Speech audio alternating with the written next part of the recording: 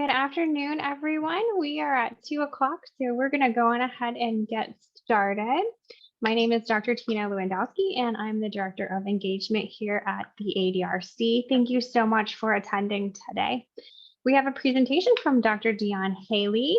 Dr. Hayley has been a geriatrician for 33 years with expertise in caring for older adults with dementia and other geriatric syndromes.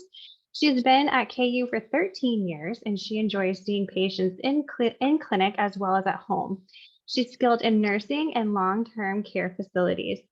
In addition, she is a teacher of medical students and residents and directs the Geriatrics Fellowship program, where she's able to mentor the next generation of geriatricians. She is also now able to use her experience to help her aged parents at home. Just a friendly reminder, please keep your microphones on mute. And if you have any questions during the presentation, you can type them in the chat. We will leave time at the end of the presentation for Dr. Hayley to answer any questions that you may have. And just also wanted to let you know, we'll have the recording available on our website within 24 hours. Dr. Hayley, thank you for being with us today, and I will go on ahead and turn it over to you. Thank you. Thank you, everybody. Thank you all for having me, and I'm really delighted to be able to talk to you today. So as you heard, I've really been honored to take care of individuals with dementia and their families. I've had the honor of sharing that intimacy in the lives and struggles of these patients. And you all might be aware that every person with dementia is different. So sometimes we say, if you've seen one person with dementia, you've seen one person with dementia. That is that we all are different, and it looks different in every single person. And as you will probably know, that different days, things look different too, right? And so that's in part because of the disease process, the neurofibrillary plaques and tangles that are being deposited in different parts of the brain. But it's also affected by the secondary things in people's lives, like their personality and external influences such as culture and social factor and family dynamics. But that being said, I thought I'd seen a lot, but there's no education like firsthand experience. So I'd like to try a little different presentation today. I hope that this will be educational and thought-provoking for you, as I'm going to tell you a story and have you think, what good can come of dementia? She asked me 13 times. Now, where are we going? As I guided her in the steps to put on her shoes and then her jacket. We're going to run some errands, Mom, I replied. I'm so sorry. I get so confused, she apologized when the irritation in my voice was apparent. She asked, do I need my purse? She really doesn't need her purse anymore, but she has treasured and protected a purse every time she's come out of the house for the last 70 plus years. She gets anxious if we're leaving a store or a restaurant and she doesn't have her purse. Her brain's been trained to worry that someone has stolen her money. She already has a vague sense of vulnerability, so we take the purse with a nearly empty wallet and breath mints and Kleenex. It's worth the hassle, as that purse is strangely calming to her. It seems that it makes her feel functional and like she has money and she can buy whatever she wants. Not that she wants to buy anything, but that confidence and familiarity have helped the afternoon run much more smoothly. Earlier, when we were making lunch together, she looked at the 2 bags of potato chips, one with a tiny amount of crumbled chips left and an unopened one. She said, I'll save the one with just a little bit for later. With her dementia, I know that it's overwhelming for her to make even decisions like this, but I also know that she'll never go back to the bag with a few chips left, and yet she won't throw it out either because of her background growing up in the Depression era with so little. She just can't throw away any good food. Let's empty the little bit of chips in a bowl and then open the new bag too, I suggested. Thankfully, she smiled and said, I'm so glad I have you to help me make decisions. We walked to the car in the driveway, me with my head down, striding quickly, and Mom meandering and gazing around to the neighbors' flowering bushes. Look at that color of purple. That almost glows. And the grass. I don't think I've seen the grass this bright since I don't know when. I stopped and looked. She was right. The purple blossoms on the bushes next door were unbelievably beautiful. And the grass looked fabulous. I sure would not have even noticed if she hadn't pointed it out. We got in the car and we were leaving the very quiet neighborhood of their senior maintenance-free homes with no traffic. And I stopped at the stop sign at the end of their cul-de-sac. Good thing they have a stop sign here with all this traffic, she joked. We both broke out in laughter. Well, I want to just, Tina, I want to just make sure that the slides are showing. Are the slides moving as I talk? Okay. I want to pause here and I want to take this moment to think about some of the bad things about dementia, but flipping it around and also thinking about good things too. So as you know, there's a lot of difficult things about dementia. It's not a problem just with memory. There are lots and lots of things that happen, lots of deficits and changes that are challenging. There's that loss of ability to plan and execute. So sometimes this presents as apathy. The person with dementia just can't get things together to get them started. Of course, there's trouble remembering new information. There's that result of being more dependent. Sometimes there's loss of social graces, or there's loss of their previous standard of hygiene, and that's really hard. There may be these behaviors, the irritability and agitation, or even believing things to be true that are not really true. And of course, those are just a few examples. But if you look at the glass as half full, you could say there are some good things. So in this story I just told you, I see these things with my mother. She is able to live in the moment. You know, that's the ideal these days. People talk about mindfulness, and I don't know if you guys hear that much, but you know, in many things in the business world and medical world and people, that's kind of a catchphrase, be mindful, living in the moment. My mother is able to do that now. She is not distracted by many of the things that she used to be distracted about years ago. She's less stressed.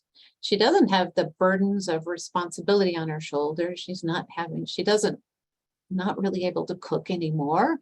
She's happy to let other people do that. She's not worried about a complicated social calendar or expectations that she thinks others have of her. She's let that go. And so the result of that is she's able to see beauty in the moment.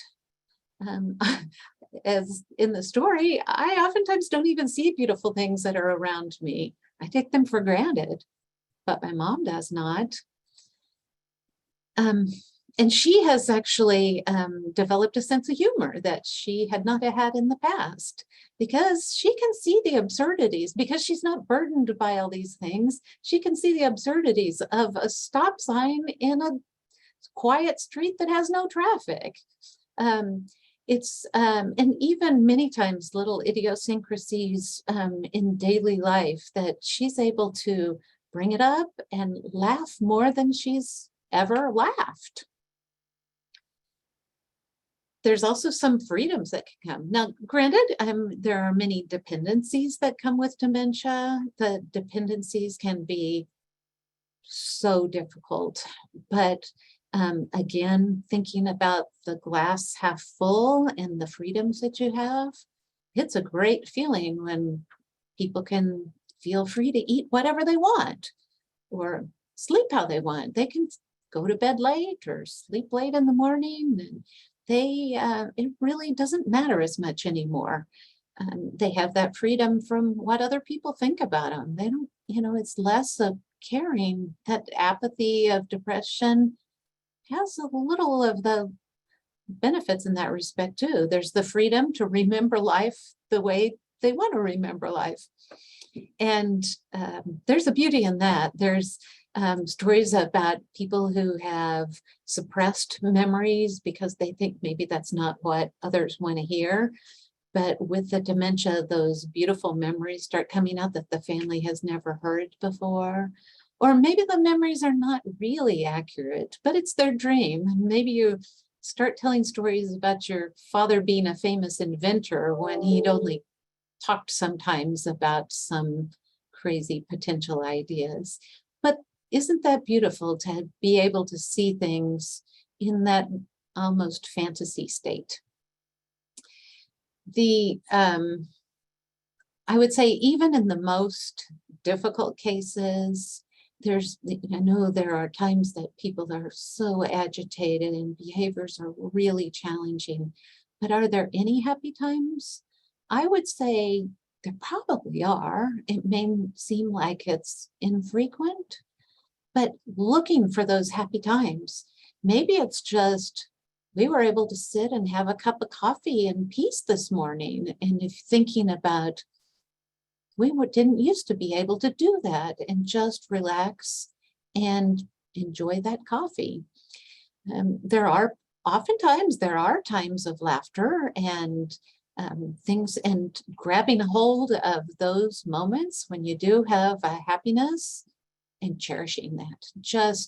That is a beautiful thing. There are those that take this idea about the burdens of dementia and flip it around to how it actually can be a joy. You can see on this Dwight Gooden talking about giving back to your parents. In the Psalms, it talks about God sets the lonely in families. So I would say there is great growth opportunity for caregivers of individuals with dementia. There is joy in giving back. There's so much joy for me to give back to the one who suffered my days of dependency with love. What an honor. And growth opportunities, as you know, through trials, we grow. Caring for someone with dementia may help us understand ourselves better. We may learn to be more compassionate or more patient. We may learn that things that we thought in the past were disgusting or we were fearful of, that they're not really that bad. We may learn to develop that courage to endure and maybe even thrive. We learn simple things that we can make people smile, sometimes just by touching their hands and not correcting the inaccurate statement that they just said. There is a resilience of the human spirit that we may not always acknowledge, but that may come out in those times, in those stressful times. Best of all, I think with my mother, even though things are changing and it's not as ideal as we'd like for it to be, things are not perfect, she's still my mother. I still have her. It is accepting that things are different. But is she less happy than other people her age? I would say she's not. Everybody, as they grow older, is going to face some challenges, whether it's cognitive or physical. It's just a part of life. And while sometimes she's frustrated, but I think overall, she's not really unhappy. I'm thankful for that too. I'm thankful we can still play dominoes together. And I'm thankful my mother is calm. I know that's not true in all cases of dementia, but I think that with all the losses and sadnesses that come with dementia, there's always opportunity to flip those things and look at a brighter side of it. So in situations that it just seems like trash, I think we can dig and find some jewels in the midst of dementia.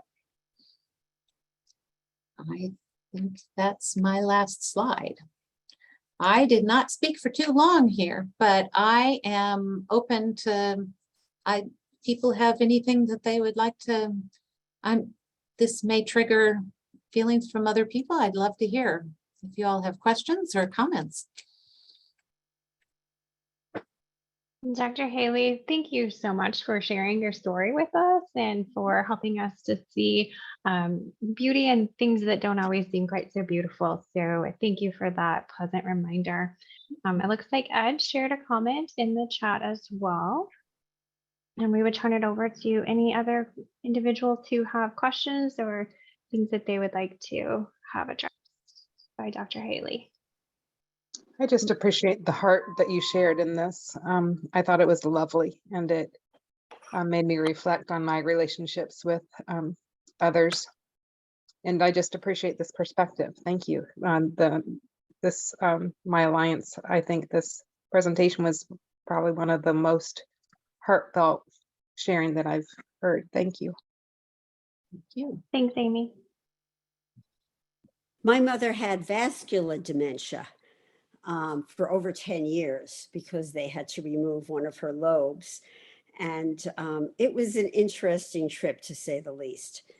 And we had to move her to several different facilities. And finally, they put her in a group home with residents that had more classic dementia. And so it was interesting, the differences in the way people, handle themselves and the way the family members treated each other. Yeah, it was quite a lengthy experience for me, my husband, and my sister. Yeah.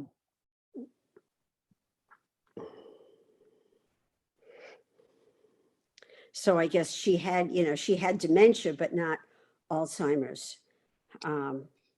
But there, she did exhibit some classic symptoms of Alzheimer's, but it was more just the vascular dementia that took away her mind.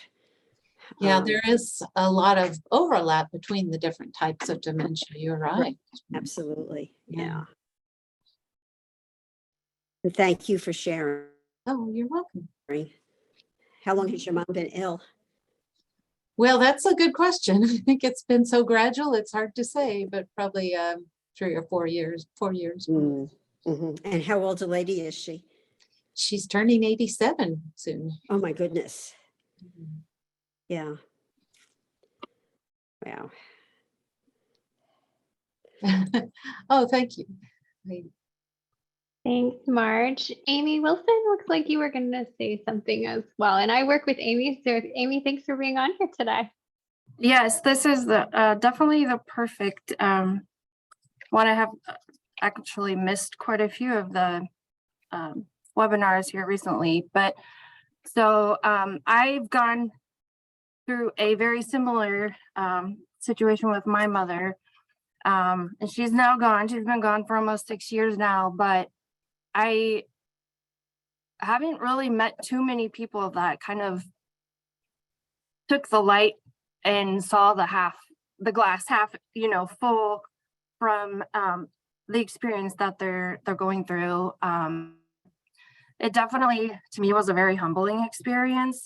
I feel like I'm a much better, person than I was before. Not that I was a bad person, but it just the perspectives on life and how, people should be treated. And it's really shaped like what I'm doing now. I went from, I'm a nurse and I had taken time off to help care for my mom, but I went back to work and I did hospice because I found, a lot of joy in that.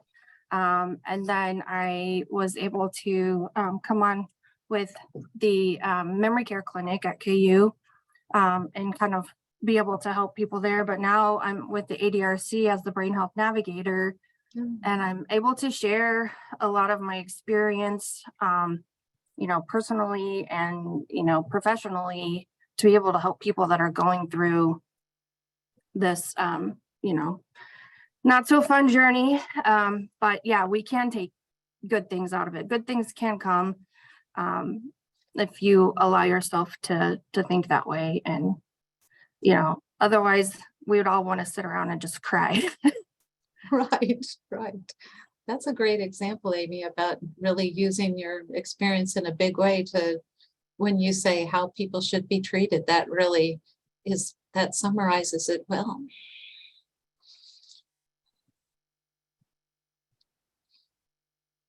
Thanks, Amy. You're welcome.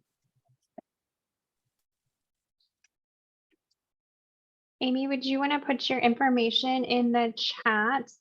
Amy is our brain health navigator, and one of the things that she does is she talks with people who are on an Alzheimer's journey or dementia journey and connects them with the different resources that we have available here at the ADRC. So we have a whole cognitive care network. We also have research going on, and we have educational opportunities.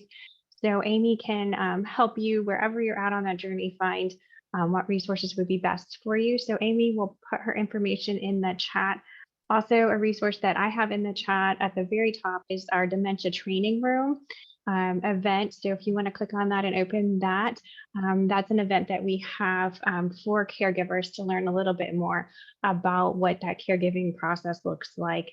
Amy, do you want to talk just briefly about the dementia training room, and then we'll open it back up for other questions?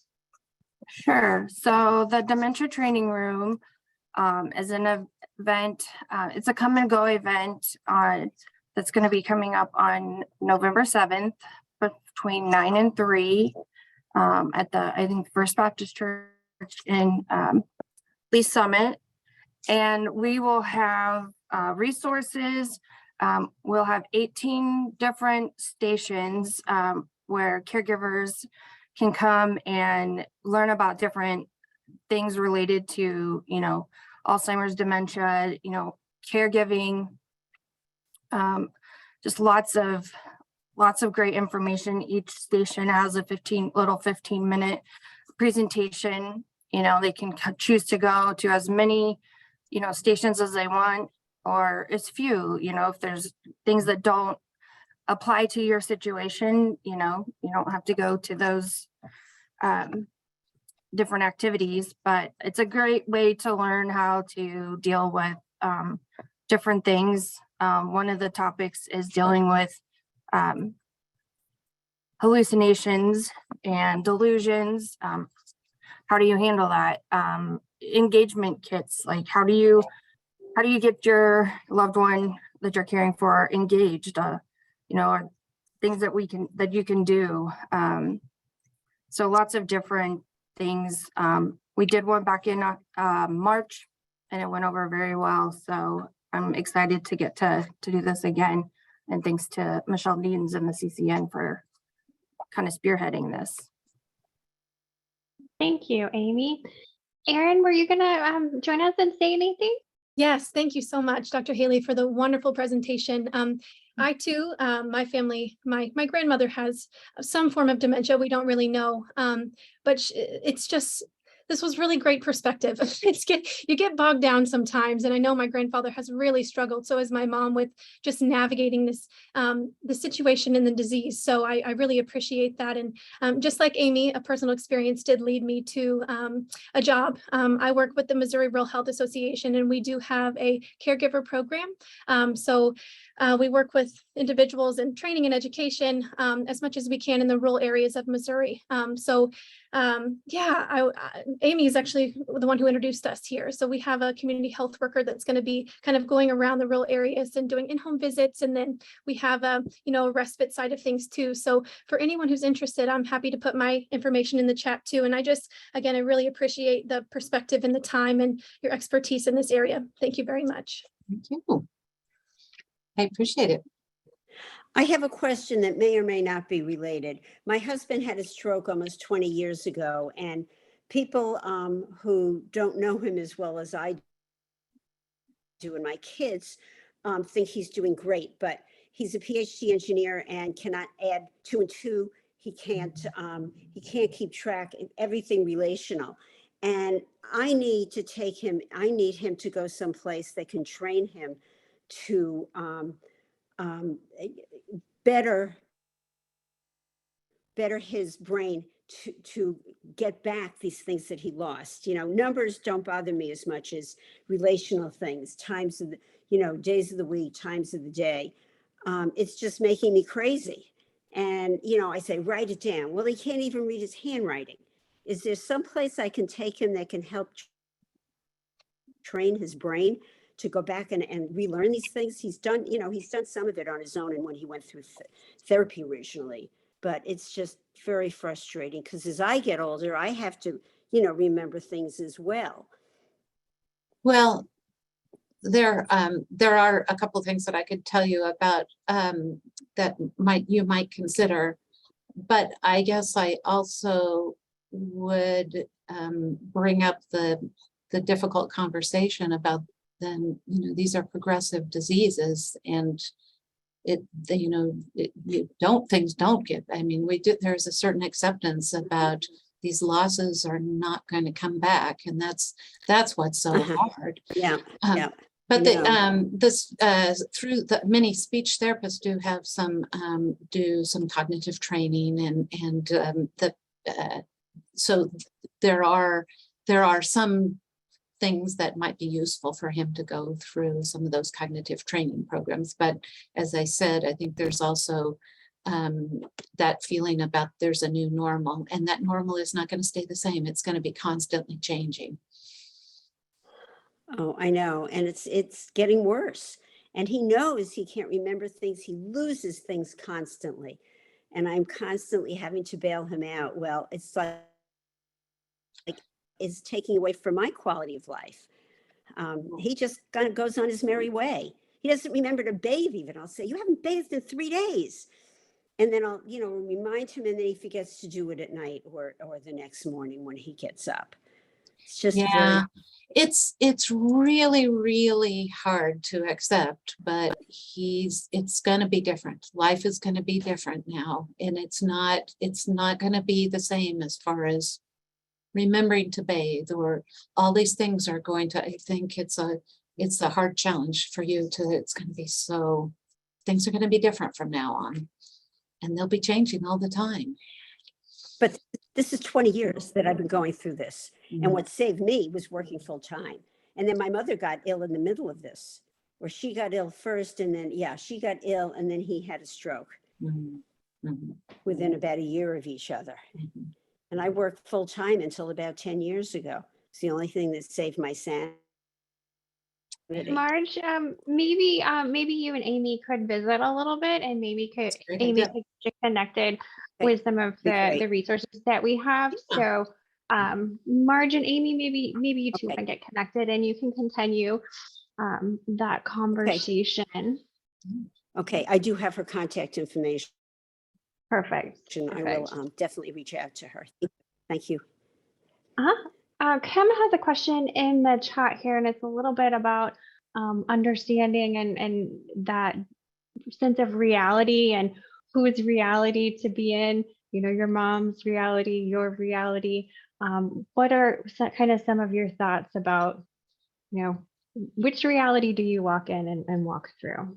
You can't change people's reality. I'm sure you guys that have dealt with somebody with dementia that see this, that you say, no, that's not right. And it just makes you upset. It makes them upset. So really the only answer is getting into the reality of the person with dementia. And you will find it's hard to train your brain. I know sometimes people say, I feel like I'm lying, but you will find yourself so much happier if you go, this is just part of the disease. This is part of the brain, that they're in a different reality. And so I've got to go there. If I want to keep connected with them, I've got to go there with them. And if they think their mother's still alive who died years ago, you don't have to lie and say she's still alive, but you can say, I loved your mother. They're maybe saying that because they just want to talk about their mother. And so you get to the core of it and say, wasn't it cute when your mother, whatever, so I think just getting into why are they even saying that? They want to try to have a conversation that they're where they're at, what they're thinking about. Great. Well, Dr. Hayley, thank you so much for being with us today and for this very strong and meaningful conversation that you've had with us today. I just want to let everyone know that we will be having our presentation next Thursday again, our weekly webinar at 2 o'clock. More information about this presentation can be found in your email. You can also look at our website under events. And we will have the recording available on our YouTube channel as well. You can always visit the website at the kualzheimers.org site. And if you have any questions, feel free to email us at myalliance@kumc.edu. Dr. Hayley, thank you again and have a great week, everyone. Thank you all. Bye.